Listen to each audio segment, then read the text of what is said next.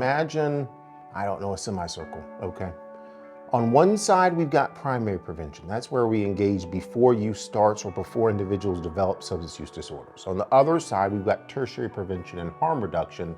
That's where we work with people who maybe are actively using, but are not in a place where they're receiving treatment or recovery services. Now, as we move further down the continuum to that tertiary prevention side, that's where we also leverage coalitions and individual-based providers as applicable, where we do a lot of outreach, we do a lot of education. When I talk about outreach, we do outreach to individuals who use drugs, but also we do an outreach to individuals who maybe have a family member who uses drugs or a friend that uses drugs. And the focus of this, again, is education, is trying to help inform, connect to resources. But in addition to that, through that program, we provide naloxone, fentanyl test strips, xylazine test strips, and other overdose reversal supporting activities that could include coordination with certain services providers. It could include doing an event on the International Overdose Awareness Day, where you bring in people from the community. So that's kind of, as you look about the prevention continuum and what it includes, and the best thing about this system is it is statewide.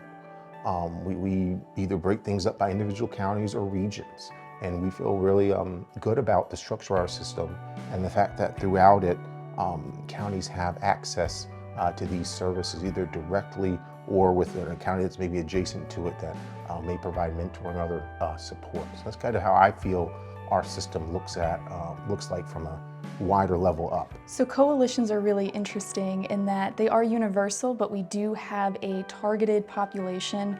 A lot of our substances focus on the ages of 12 to 25, and that's based off of the research that the brain is still developing until age 25. So hit them young, hit them hard, give them the education to make healthier choices.